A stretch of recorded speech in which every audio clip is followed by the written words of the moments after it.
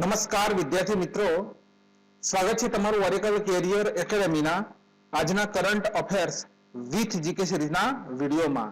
વિદ્યાર્થી મિત્રો, આજે છે 16મી માર્ચ અને 16 માર્ચ 2022ના જે પણ કરંટ અફેર્સના પ્રશ્નો બને છે તે પ્રશ્નોની માહિતી આપણે આ વિડીયોની અંદર મેળવીશું અને સાથે સાથે દરેક પ્રશ્ન રિલેટેડ જે પણ ડિટેલ હશે પરીક્ષામાં પૂછાવા લાયક તે સંપૂર્ણ પ્રશ્નોની પણ માહિતી આપણે અહીંયા મેળવીશું. વિદ્યાર્થી મિત્રો, આજના વિડીયોની શરૂઆત કરીએ તે પહેલા સરસ મજાના આ બે મોટિવેશન જોઈ અને વિડીયોની શરૂઆત કરીશું. આ મોટિવેશન सवारे सवारे तुमने ऊर्जावान बनावसे. तो जब भी मोटिवेशन कम होने लगे अपने माँ बाप की तरफ देखकर पढ़ना शुरू कर दे. જ્યારે પણ વિદ્યાર્થી મિત્રો આપણા જીવનની અંદર એવું લાગે કે આપણા મોટિવેશન આપણા જીવનમાં ઓછું થઈ રહ્યું છે ત્યારે ફક્ત આપણા મા બાપની સામે જોવાનું છે. યુટ્યુબની ઉપર ઘણા બધા મોટિવેશનના વિડીયો છે મોટા મોટા, પણ કોઈ વિડીયો કશા કામના નથી. મોટિવેશન કોણ આપી શકે તો આપણા મા બાપની આંખો જ આપણને મોટિવેશન આપી શકે. શા માટે યાદ કરીશું એ સમય જ્યારે આપણને પલ્સરની જરૂર હતી. આપણે કોલેજમાં જતા હતા, આપણા દોસ્તો પાસે પલ્સર હતું, બરોબર. તે સમયે દુનિયાની કોઈ પણ જાતની ફિકર કર્યા વગર ક્યાંથી પૈસા લાયા, શું કર્યું એ બધું આપણે કોઈ દિવસ પૂછ્યું નથી. પલ્સરની માંગ તેમણે આપણી જે પલ્સરની માંગ હતી તેને પૂરી કરી. ત્યાર પછી વિદ્યાર્થી મિત્રો મોબાઈલ તો બધા જોડે 22,000, 23,000, 23,000, 25,000 અત્યારે મોબાઈલ હોય. ખાલી આપણે મોબાઈલની માંગ કરી, પપ્પાએ આપણને મોબાઈલ લઈને હાથમાં પકડાવી દીધો, બરોબર, કે મારો છોકરો કંઈક કરવો જોઈએ. અમે ભલે જે કર્યું આખા જીવનમાં, ભલે અમે ખેતરમાં મજૂરી કરી, દાડમ ઉપર કપડા લપેટ્યા, ગમે તે કર્યું, પણ અમારો છોકરો ઓફિસર બનવો જોઈએ, જેની હરેક જરૂરત તમારી પૂરી કરી. હવે વિદ્યાર્થી મિત્રો એ આંખો એક જ સપનું જોઈ રહી છે કે બસ મારો છોકરો આ વર્ષે આ 5 થી 6 પરીક્ષાઓ આવી ગઈ છે, બરોબર. હેડ ક્લાર્ક છે, તલાટી છે, બિન સચિવાલય છે, ત્યારબાદ કોન્સ્ટેબલ છે, ત્યારબાદ પીએસઆઈ છે, ઘણી ખરી પરીક્ષાઓ આ વર્ષે છે વિદ્યાર્થી મિત્રો. તો આમાંથી એક પરીક્ષા તમે પાસ કરો તેવી બે હાથ જોડીને મારા તરફથી ભગવાનને પ્રાર્થના છે. અને બીજા નંબરનું મોટિવેશન છે સમય અને શિક્ષાનો ઉપયોગ કરનાર વ્યક્તિ હંમેશા સફળતા મેળવે છે. વિદ્યાર્થી મિત્રો, આ હવે 1 મહિના 1.5 મહિનાનો સમયગાળો છે. મોબાઈલને મૂકી દો, બરોબર, મોબાઈલ મૂકી દો, તમામ જાતના વાર તહેવાર મૂકી દો, આખી જિંદગી પડી છે આપણી જોડે. બસ આ વર્ષે ખાલી તમે સફળતા મેળવી લો. તો વિદ્યાર્થી મિત્રો આજના કરંટ અફેર્સનો પહેલો પ્રશ્ન જોઈએ. તો અહીંયા છે 13મી માર્ચ 2022ના દિવસે 75મા નંબરનું સંસ્કરણ છે અહીંયા. અને બાફટા પુરસ્કાર 2022માં કઈ ફિલ્મને સર્વશ્રેષ્ઠ પુરસ્કાર મળ્યો? વાત થઈ રહી છે બાફટા. પહેલા તો બાફટા એટલે શું, ક્યાં હે બાફટા? તો બાફટા એટલે વિદ્યાર્થી મિત્રો બ્રિટિશ અકાદમી ફિલ્મ એવોર્ડ, જેને બાફટા તરીકે ઓળખવામાં આવે છે. 75મા નંબરનું સંસ્કરણ 2022માં કઈ ફિલ્મને સર્વશ્રેષ્ઠ પુરસ્કાર મળ્યો? તો અહીંયા ઇમેજમાં લખેલું છે the power of the dog. આપણો જવાબ છે અહીંયા સી નંબરનો option. The power of the dog મૂવીને બાફટા સંસ્કરણ 75મા નંબરના સંસ્કરણની અંદર સર્વશ્રેષ્ઠ ફિલ્મનો પુરસ્કાર મળ્યો છે. હવે પરીક્ષામાં પૂછાય કે બાફટા એવોર્ડની શરૂઆત ક્યારે થઈ હતી? તો 1947માં ધ પાવર ઓફ ડોગ મૂવીને સર્વશ્રેષ્ઠ ફિલ્મનો એવોર્ડ મળ્યો. હવે અહીંયા છે સર્વશ્રેષ્ઠ એક્ટરનો એવોર્ડ કોને મળ્યો? તો અહીંયા આપણે લખીશું બિલ સ્મિથને આ એવોર્ડ મળ્યો છે. વિદ્યાર્થી મિત્રો આ સમારોહની વિશેષતા શું હતી આપણા ભારતવાસીઓ માટે? આ સમારોહ વિશેષતા રૂપે હતો. શા માટે? તો આ પુરસ્કારમાં સ્વર કોકિલા, જેને પૂરા વિશ્વના સ્વર કોકિલા તરીકે ઓળખવામાં આવતા હતા, શ્રી લતા મંગેશકર, અને તેમને વિદ્યાર્થી મિત્રો શ્રદ્ધાંજલિ આપવામાં આવી. તો આપણા માટે આ પુરસ્કાર મહત્વનો હતો, બરોબર. આ જે સંસ્કરણ હતું આપણા માટે મહત્વનું હતું. આ પુરસ્કારમાં શ્રી લતા મંગેશકરને શ્રદ્ધાંજલિ આપવામાં આવી હતી, માટે આ જે સંસ્કરણ હતું આપણા માટે મહત્વનું. બાફટા પુરસ્કારમાં the power of the dog મૂવીને સર્વશ્રેષ્ઠ મૂવીનો પુરસ્કાર મળ્યો અને બિલ સ્મિથ જે છે તેમને સર્વશ્રેષ્ઠ એક્ટરનો એવોર્ડ મળ્યો. હવે આ પ્રશ્ન રિલેટેડ 100% પરીક્ષામાં પૂછાય તેવા પ્રશ્નો જોઈશું વિદ્યાર્થી મિત્રો. તો આવો જોઈએ. તો અહીંયા છે 2022માં દાદા સાહેબ ફાળકે સર્વશ્રેષ્ઠ અભિનેતા પુરસ્કાર કોને મળ્યો? તો રણવીર સિંહને મળ્યો છે. શેના માટે મળ્યો? તો 83 માટે. કઈ મૂવી? 83. હવે વિદ્યાર્થી મિત્રો પરીક્ષામાં પૂછાય કે 2021નો કોને મળ્યો હતો? તો અહીંયા આપણે લખી દઈશું રજનીકાંતને મળ્યો હતો. કોને મળ્યો હતો? રજનીકાંતને 2021 માટે, 2022 માટે રણવીર સિંહ. આગળનો મુદ્દો છે સર્વશ્રેષ્ઠ ફિલ્મ માટે ઓસ્કાર એવોર્ડ 2021 કઈ ફિલ્મને મળ્યો ઓસ્કાર એવોર્ડ? તો વિદ્યાર્થી મિત્રો નોમેડલેન્ડ આ જે મૂવી છે તેને 2021 નો ઓસ્કાર એવોર્ડ મળ્યો છે. હવે 67માં રાષ્ટ્રીય ફિલ્મ પુરસ્કારમાં સર્વશ્રેષ્ઠ અભિનેત્રીનો પુરસ્કાર કોને મળ્યો? 67મો રાષ્ટ્રીય ફિલ્મ પુરસ્કાર. તો વિદ્યાર્થી મિત્રો અહીંયા જવાબ આવશે કંગના રનૌત. હાલમાં 2022માં કયા સંગીતકારને પદ્મશ્રી પુરસ્કારથી સન્માનિત કરવામાં આવ્યા? સંદેશે આતે હે હમે તડપાતે હે વો ચિઠ્ઠી આતી હે હમે તડપાતી હે. આ ગાયન કોણે ગાયું હતું? આ સોંગ વિદ્યાર્થી મિત્રો કોનું ગાયેલું છે? તો સોનુ નિગમ અહીંયા આપણો જવાબ છે. બોર્ડર ફિલ્મનું જે આ સોંગ હતું પૂરા ભારત દેશની અંદર વિદ્યાર્થી મિત્રો ફેમસ થયું હતું. બોર્ડર ફિલ્મ હતી સની દેઓલની, માલુમ છે ને? તો આજે આ સોંગ હતું તે પૂરા ભારત દેશની અંદર ફેમસ થયું હતું વિદ્યાર્થી મિત્રો. એક એક સૈનિકના દિલમાં આ ગાયન વાગતું હતું. તો અહીંયા સોનુ નિગમ જે છે તેમને યાદ રાખજો 2022માં પરીક્ષામાં પૂછાય કે કયા સંગીતકારને પદ્મશ્રી પુરસ્કાર મળ્યો? તો જવાબ આવશે સોનુ નિગમ. છેલ્લો મુદ્દો છે 2022માં ભારત દેશના કયા ખેલાડીને પદ્મભૂષણ એવોર્ડથી સન્માનિત કરવામાં આવ્યા? તો વિદ્યાર્થી મિત્રો માત્ર એક જ ખેલાડી હતા જેમને પદ્મભૂષણ એવોર્ડથી સન્માનિત કરવામાં આવ્યા અને તેમનું નામ છે દેવેન્દ્ર ઝાઝડિયા. પરીક્ષામાં પૂછાય કે 2021માં પદ્મ વિભૂષણ ભારતની બહાર કયા પ્રધાનમંત્રીને આપવામાં આવ્યો હતો? તો જાપાન દેશના પ્રધાનમંત્રી છે અને તેમનું નામ છે શિન્ઝો આબે. શું નામ છે? Shinzo Abe. અને શિન્ઝો આબેને 2022માં નેતાજી એવોર્ડ મળ્યો છે. કયો એવોર્ડ? નેતાજી એવોર્ડ. તો બંને મુદ્દા નોટ કરવા પડશે. એક તો શિન્ઝો આબે 2021 પદ્મ વિભૂષણ અને 2022 નેતાજી એવોર્ડ. બંને મુદ્દા યાદ રાખજો, કદાચ જોડકા સ્વરૂપે પણ પૂછી શકે છે. હવે બીજા નંબરનો પ્રશ્ન આપણા માટે મોસ્ટ આઈએમપી છે. અહીંયા હું લખી દઉં છું આઈએમપી. શા માટે આઈએમપી? તો માર્ચ 2022માં કયું રાજ્ય પ્રથમ ચિલ્ડ્રન બજેટ રજૂ કરવા વાળું ભારત દેશનું પ્રથમ રાજ્ય બન્યું છે? તો અહીંયા તમે જોઈ શકો છો અહીંયા મુખ્યમંત્રી છે આપણા ઉદ્ધવ ઠાકરે. તો જવાબ આપણો બનશે મહારાષ્ટ્ર. હવે વિદ્યાર્થી મિત્રો કયું રાજ્ય એવું છે કે જેણે પ્રથમ વખત કૃષિ બજેટ રજૂ કર્યું હતું? આ તમારે મને કોમેન્ટ બોક્સની અંદર જણાવવાનું છે. તો પૂરા ભારત દેશમાં ચિલ્ડ્રન એટલે બાળકો માટે બજેટ રજૂ કરનાર મહારાષ્ટ્ર રાજ્ય ભારત દેશનું પ્રથમ રાજ્ય બની ગયું. 18 વર્ષથી નીચેની ઉંમરના તમામ બાળકો માટે આ બજેટ રજૂ કરવામાં આવેલું છે. હવે આ બજેટના 3 સ્તંભ છે. કયા કયા?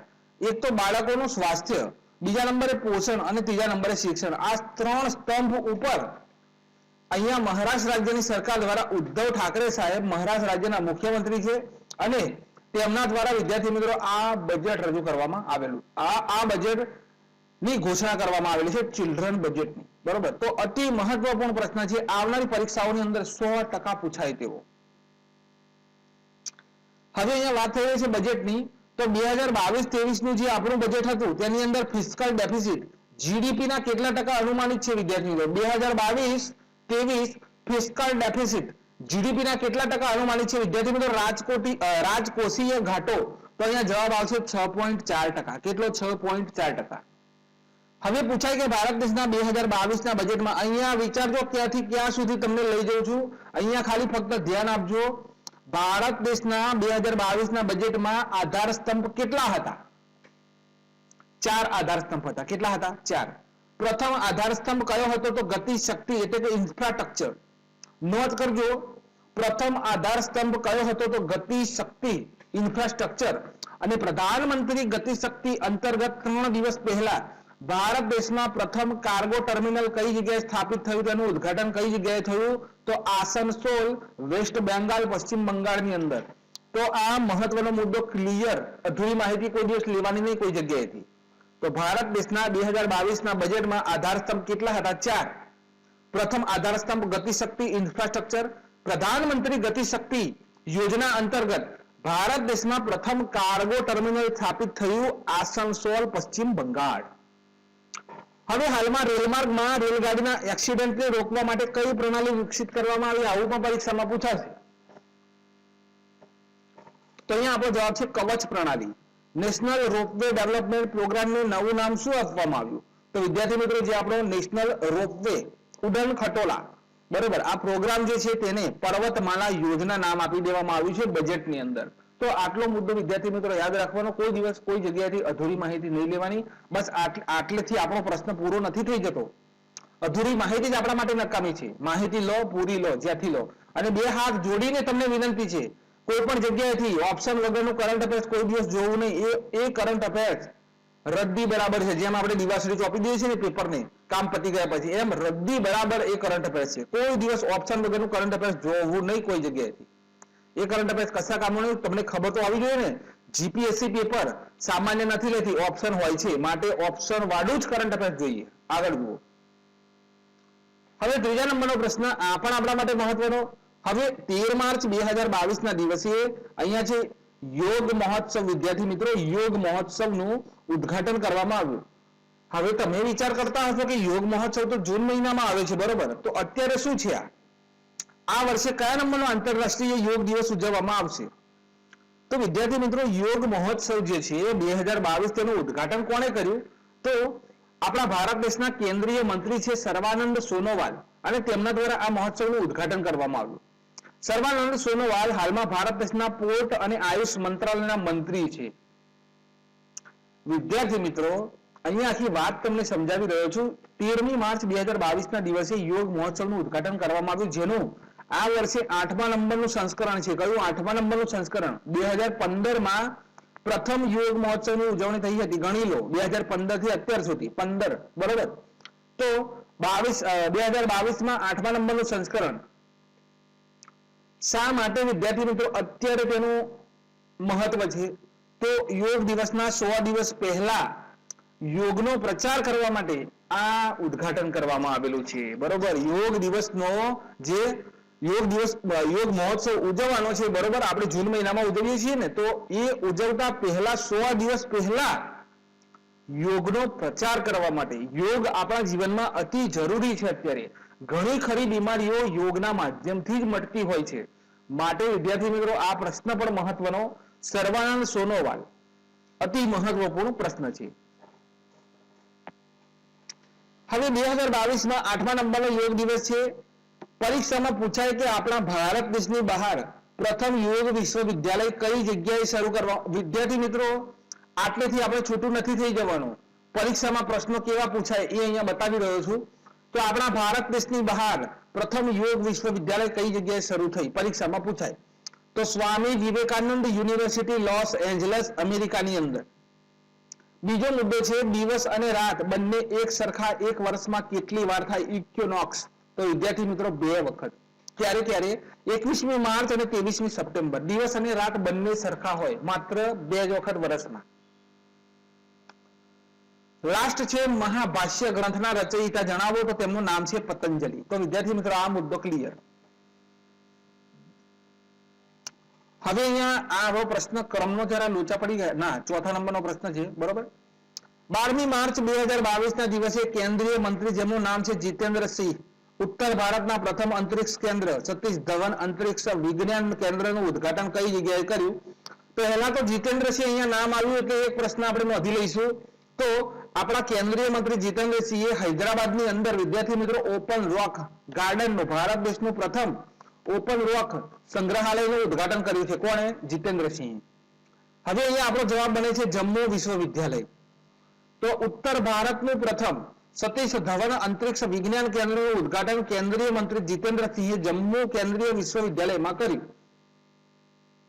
શા માટે વિદ્યાર્થી મિત્રો આ ઉદ્ઘાટન કરવામાં આવ્યું?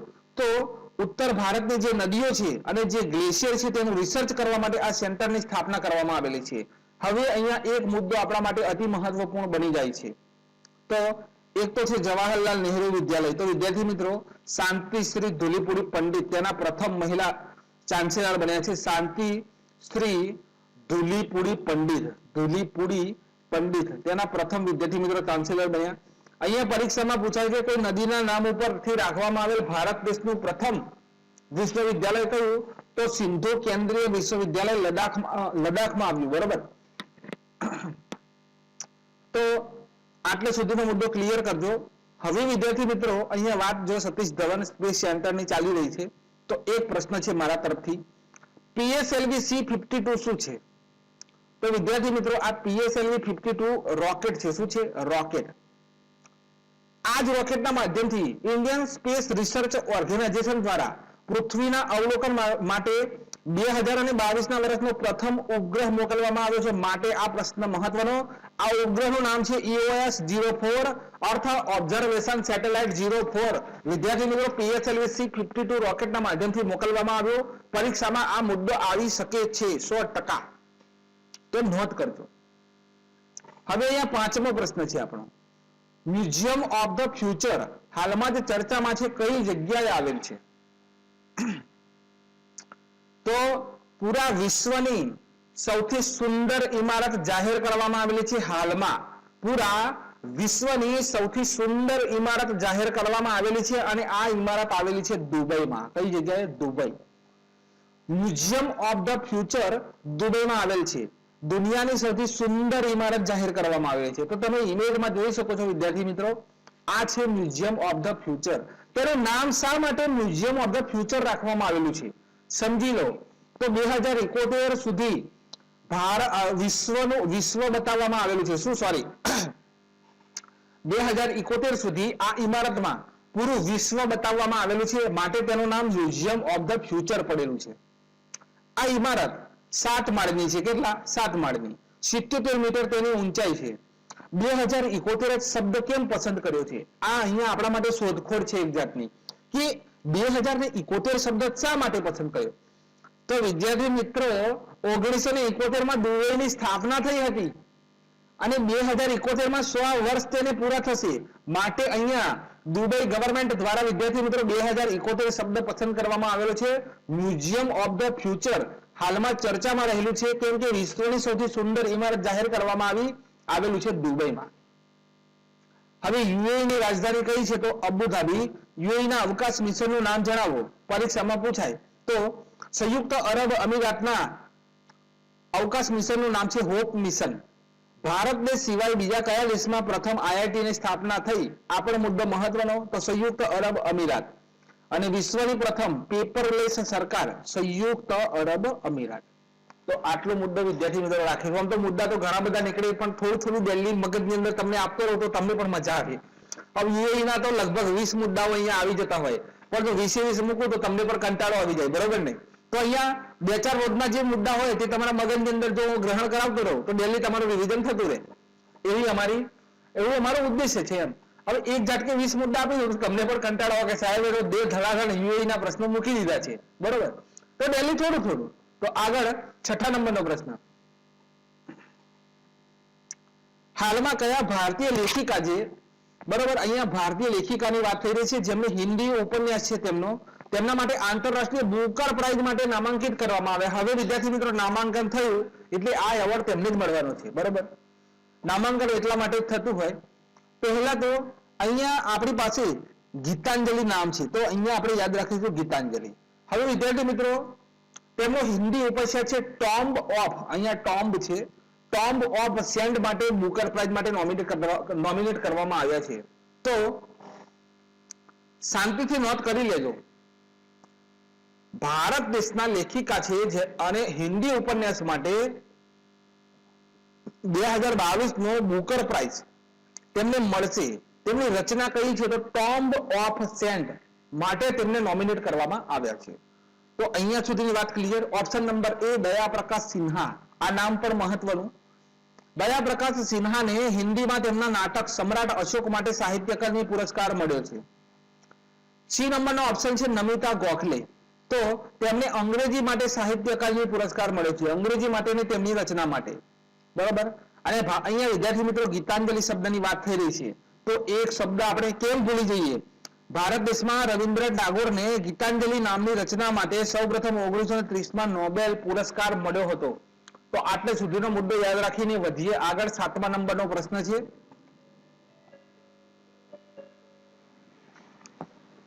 આપણો અહીંયા વિદ્યાર્થી મિત્રો 7મા નંબરનો પ્રશ્ન છે કે જર્મન ઓપન 2022, અહીંયા વાત થઈ છે જર્મન ઓપન 2022 ટુર્નામેન્ટમાં સિલ્વર મેડલ કોણે જીત્યું છે? તો આપણે એને જોઈ રહ્યા છીએ, તેમનું નામ છે લક્ષ્ય સેન. શું નામ છે? લક્ષ્ય સેન. લક્ષ્ય સેન હાલમાં જ જર્મન ઓપન 2022 ટુર્નામેન્ટમાં સિલ્વર મેડલ જીત્યા. તો લક્ષ્ય છે એને જર્મન ઓપન 2022 માં સિલ્વર મેડલ જીત્યો છે. 3 વખત બોલ્યો છું, મગજમાં છપાઈ જવું જોઈએ. હવે પરીક્ષામાં પૂછાય કે ઉબેર કપ અને થોમસ કપનો સંબંધ કોની સાથે છે, કઈ રમત સાથે? તો વિદ્યાર્થી મિત્રો આ જગ્યા પર જવાબ આવશે બેડમિન્ટન. હવે થોડા સમય પહેલા સૈયદ મોદી બેડમિન્ટન ટુર્નામેન્ટમાં મહિલા એકલનો ખિતાબ કોણે જીત્યો? તો જવાબ આવશે પીવી સિંધુએ જીત્યો છે. ભારત દેશની પ્રથમ પેરા બેડમિન્ટન અકાદમી કઈ જગ્યાએ શરૂ થશે? તો જવાબ આવશે ઉત્તર પ્રદેશ, લખનઉ. હવે એક નામ પકડી લેવાનું છે અને જેમનું નામ છે તસ્નીમ મીર. ગુજરાત રાજ્યના છે, આપણા મહેસાણા જિલ્લાના છે અને પૂરા વિશ્વમાં જુનિયર બેડમિન્ટન પ્લેયરમાં નંબર 1 પોઝિશન ઉપર છે. વિદ્યાર્થી મિત્રો નંબર 1 ઉપર છે, આપણા ગુજરાતના છે.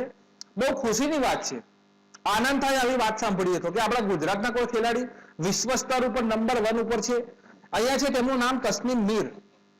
મહેસાણા જિલ્લાના પૂરા વિશ્વની અંદર જુનિયર બેડમિન્ટન પ્લેયર તરીકે નંબર 1 પોઝિશન ઉપર છે. હવે વિદ્યાર્થી મિત્રો એક શબ્દ નોંધ કરી લેજો, અહીંયા નામ છે નંદુ નાટેકર. 1956માં બેડમિન્ટનમાં પ્રથમ એવોર્ડ જીતવા વાળા પ્રથમ નંદુ નાટેકરનું હાલમાં નિધન થયું છે. તો આ શબ્દ મહત્વનો. ઓરેકલ એકેડેમી દ્વારા કોઈ દિવસ વિદ્યાર્થી મિત્રો અધૂરી માહિતી મૂકવામાં નથી આવતી. અહીંયા ખાલી આ જગ્યા ઉપર મારો પ્રશ્ન પૂરો નથી થઈ જતો, આ જગ્યા ઉપર ડિટેલ જોઈએ પૂરી. ડેલી વિદ્યાર્થીઓના મગજની અંદર થોડું રિવિઝન થવું જ જોઈએ, તો પરીક્ષાની અંદર જે બેઠા હોય તો એમને યાદ આવી જાય કે સૈયદ મોદી તો સાહેબે કહ્યું હતું પીવી સિંધુ. બસ આ જ મારું લક્ષ્ય છે. આગળ જુઓ. હવે 8મા નંબરનો પ્રશ્ન છે કે હાલમાં ફેબ્રુઆરી મહિનાના international cricket council men's player of the month award કોને મળ્યો? પહેલા તો એક વાત કરી લઈએ વિદ્યાર્થી મિત્રો, ઇન્ટરનેશનલ ક્રિકેટ કાઉન્સિલ જે છે તેના દ્વારા હવેથી આ લગભગ 1 વર્ષ થયું, 1 વર્ષથી દર મહિનાના men's player of the month જાહેર કરવામાં આવે છે કે આખા મહિનાની અંદર સર્વશ્રેષ્ઠ પ્રદર્શન કોણે, કયા ક્રિકેટરે, કયા મહિલાએ કર્યું. તો અહીંયા અત્યારે આપણો જવાબ છે શ્રેયસ અય્યર. ઇમેજમાં તમે જોઈ શકો છો. તો શ્રેયસ અય્યરને ફેબ્રુઆરી મહિનાના international cricket council men's player of the મંથનો એવોર્ડ મળ્યો છે. વુમન્સ પ્લેયર ઓફ ધ મંથનો એવોર્ડ પૂછાય તો ન્યુઝીલેન્ડ દેશના છે અને તેમનું નામ છે અમેલિયા. બંને વાત યાદ રાખજો. જાન્યુઆરી મહિનાનું પૂછાય તો જાન્યુઆરી 2022 ની વાત કરી રહ્યો છું. સાઉથ આફ્રિકાના કીગન પીટરસનને આ એવોર્ડ મળ્યો હતો પ્લેયર ઓફ ધ મંથનો. અને મહિલાઓમાં પૂછાય તો તેમનું નામ છે હેધર નાઇટ. તો 4 મુદ્દા છપાઈ જવા જોઈએ. પીએસઆઈ પ્રિલિમમાં ક્રિકેટના પ્રશ્નો હતા. ઇન્ટરનેશનલ ક્રિકેટ કાઉન્સિલનું વડું મથક દુબઈમાં આવેલું છે. CEO chief executive officer George Allardice અને ચેરમેન ગ્રેગ બાર્કલી. તો આટલી વાત માહિતી યાદ રાખજો વિદ્યાર્થી મિત્રો. આગળ વધીએ. 9મા નંબરનો પ્રશ્ન જુઓ તો હાલમાં કયા એરપોર્ટને એશિયા પ્રશાંતમાં સાઇઝ ઓફ રીજન દ્વારા 2022 નું સર્વશ્રેષ્ઠ એરપોર્ટ જાહેર કરવામાં આવેલું છે? તો અહીંયા વાત થઈ રહી છે એશિયા પ્રશાંતની અને તેની અંદર સાઇઝ ઓફ ધ રીજન દ્વારા 2022 નું સર્વશ્રેષ્ઠ એરપોર્ટ જાહેર કરવામાં આવેલું છે વિદ્યાર્થી મિત્રો. International Indira Gandhi international airport કઈ જગ્યાએ આવ્યું? દિલ્હીમાં. તો ઇન્દિરા ગાંધી ઇન્ટરનેશનલ એરપોર્ટ નવી દિલ્હીને સાઇઝ ઓફ રીજન દ્વારા 2022 માં સર્વશ્રેષ્ઠ એરપોર્ટ જાહેર કરી દેવામાં આવેલું છે. તો આ લેટેસ્ટ માહિતી છે, છપાઈ જવી જોઈએ. દિલ્હીનું આ મહત્વપૂર્ણ એરપોર્ટ છે. શા માટે? 40 મિલિયન પેસેન્જરની કેટેગરીમાં પ્રથમ નંબરનું સ્થાન મેળવ્યું. કેટલી કેટેગરી? 40 મિલિયન પેસેન્જરની કેટેગરીમાં. અને દિલ્હીના આ એરપોર્ટને આ વર્ષે એવોર્ડ મળશે એસીઆઈ અને એએસક્યુ એવોર્ડથી સન્માનિત કરવામાં આવશે. તો આ પ્રશ્ન પણ યાદ રાખજો. 10મા નંબરના પ્રશ્ન તરફ જઈએ તો 10મા નંબરનો પ્રશ્ન અહીંયા અતિ મહત્વપૂર્ણ છે વિદ્યાર્થી મિત્રો. Morgan Stanley has cut India's GDP forecast for the fiscal year beginning 1 by 50 basis point to 7.9%. It is which country is a multinational investment bank and finance service company? તો અહીંયા તમે જોઈ શકો છો મોર્ગન સ્ટેનલી જે છે તે કયા દેશની ઇન્વેસ્ટમેન્ટ બેંક અને મલ્ટીનેશનલ કંપની છે? તો વિદ્યાર્થી મિત્રો ફાઇનાન્શિયલ બેંક અને મલ્ટીનેશનલ કંપની છે. અહીંયા મોર્ગન સ્ટેનલીની વાત થઈ રહી છે. તો શા માટે આ પ્રશ્ન મહત્વનો આપણા માટે? નોંધ રાખજો, એક IMF યાદ રાખવાનું, એક મોર્ગન સ્ટેનલી યાદ રાખવાનું, ત્યારબાદ ક્રિસિલને ખાસ યાદ રાખવાની. આમના પ્રશ્નો પરીક્ષામાં છપાયેલા છે, પેપર જોઈ લેજો જૂના. બરોબર. તો મોર્ગન સ્ટેનલીએ 1 એપ્રિલથી શરૂ થવાવાળા નાણાકીય વર્ષ માટે ભારત દેશના सकल ઘરેલું, અહીંયા सकल છે, સર્કલ લખાઈ ગયું છે, सकल ઘરેલું ઉત્પાદનનું અનુમાન 50 આધાર અંકોથી ઘટાડીને 7.9% રહેશે તેવું અનુમાન લગાવી દીધું છે. તો મોર્ગન સ્ટેનલીએ 1 એપ્રિલથી જે આપણું નાણાકીય વર્ષ શરૂ થાય છે, જે 50 આધાર અંકો હતા તેને હવે ઘટાડીને વિદ્યાર્થી મિત્રો सकल ઘરેલું ઉત્પાદન બરોબર 7.9% રહેશે તેવું અનુમાન લગાવ્યું છે મોર્ગન સ્ટેનલીએ. અને આ કયા દેશની બહુરાષ્ટ્રીય બેંક અને નાણાકીય સેવા કંપની છે? તો અહીંયા આપણો જવાબ છે અમેરિકા. તો એક જ પ્રશ્નની અંદરથી 3 પ્રશ્નો તમને મળી ગયા. મોર્ગન સ્ટેનલી અમેરિકા દેશની મલ્ટીનેશનલ ઇન્વેસ્ટમેન્ટ બેંક છે. 41 કન્ટ્રીમાં 60,000 એમ્પ્લોયર તેના કામ કરી રહ્યા છે અને ભારત દેશમાં મોર્ગન સ્ટેનલીનું મુખ્ય મથક મુંબઈમાં આવેલું છે. આટલે સુધીની વાત યાદ રાખો. હવે હાલમાં લેટેસ્ટ છે, સ્ટેટ બેંક ઓફ ઇન્ડિયા દ્વારા ભારત દેશનું જીડીપી કેટલું નિર્ધારિત કરવામાં આવેલું છે? તો 8.8%, રિઝર્વ બેંક ઓફ ઇન્ડિયા દ્વારા 9.5% અને ઇન્ટરનેશનલ મોનેટરી ફંડ દ્વારા 9.5%. ફાઇનાન્શિયલ યર 2021-22 ની વાત થઈ રહી છે અને અહીંયા મોર્ગન સ્ટેનલી ની વાત થઈ રહી છે વિદ્યાર્થી મિત્રો 2022-23 ના વર્ષ માટેની. તો યાદ રાખજો, આ પ્રશ્ન અતિ મહત્વપૂર્ણ છે આવનારી પરીક્ષા માટે.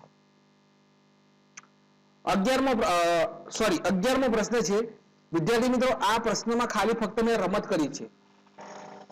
આ પ્રશ્નમાં મેં ફક્ત રમત કરી છે કે બંધારણના પ્રશ્નો આવનારી પરીક્ષામાં કયા પૂછાશે તેવું વિદ્યાર્થી મિત્રોને ફક્ત એક પ્રશ્ન લઈને આવ્યો છું.